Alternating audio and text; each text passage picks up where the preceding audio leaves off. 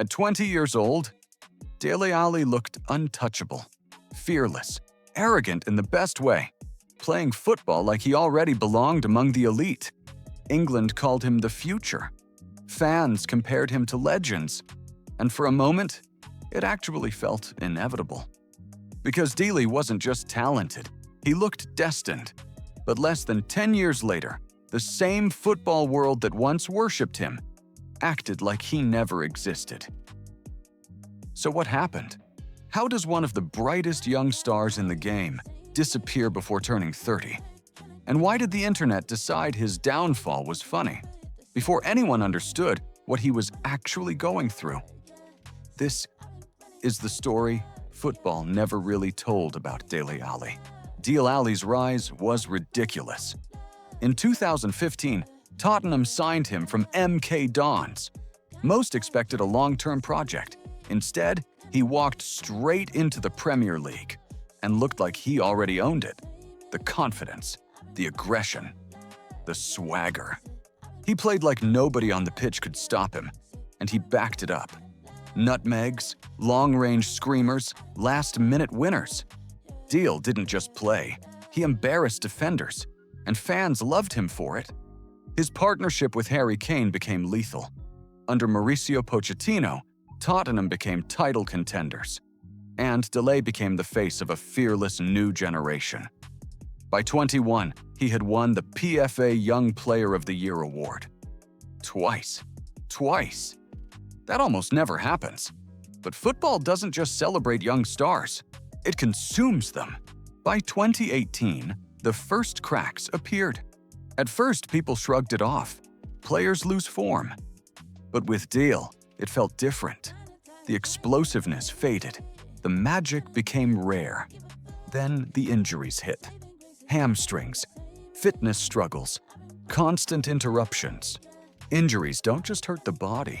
They shatter rhythm and destroy confidence, especially for a player who lived on instinct.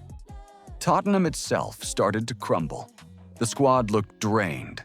The trophy dream kept slipping away. After the 2019 Champions League final, everything shifted. Pochettino was sacked. He hadn't just coached Dele, he had protected him. Without that shield, the criticism turned vicious. He's distracted. He doesn't care. He got too big too soon. The internet created the narrative, and clips spread faster than truth ever could. José Mourinho arrived like a last chance. At first, it sparked something. Mourinho challenged him publicly, demanded more, and for a few months, Dele looked alive again.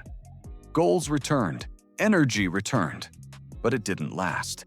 The tension played out in the Amazon documentary. Private moments became public fuel. Overnight, Dele turned into a meme. Every bad touch, every misplaced pass, another viral clip, another joke. Football fans only saw fragments. They never saw the full picture.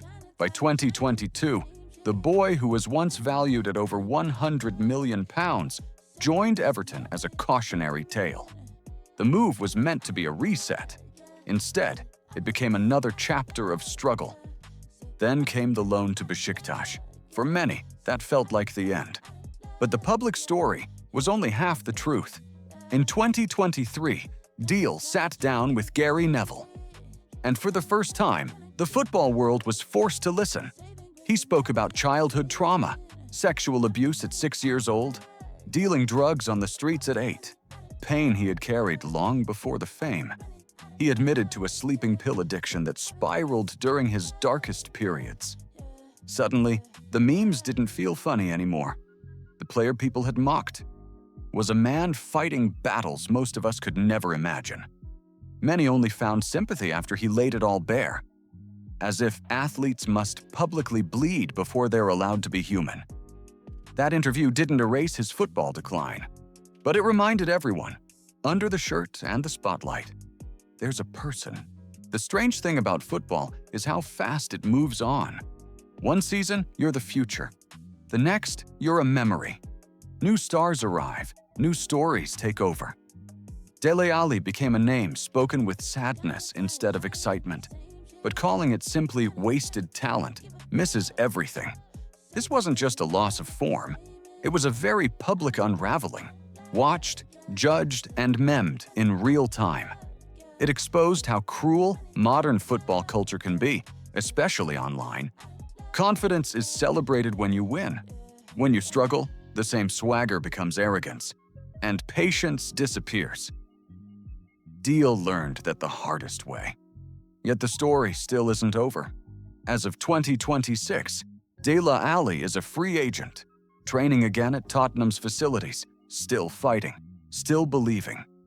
Despite the injuries, the criticism, the memes, and the lost years, he refuses to disappear quietly. Maybe the real tragedy isn't that he never became the legend everyone predicted. Maybe it's that football told a 20-year-old he was unstoppable, then offered no roadmap when the world caved in. Football loves winners, but survival is harder. And in that fight, Dele Alli might still be writing his most important chapter, because sometimes the strongest thing a footballer can do isn't lifting trophies. It's simply refusing to break.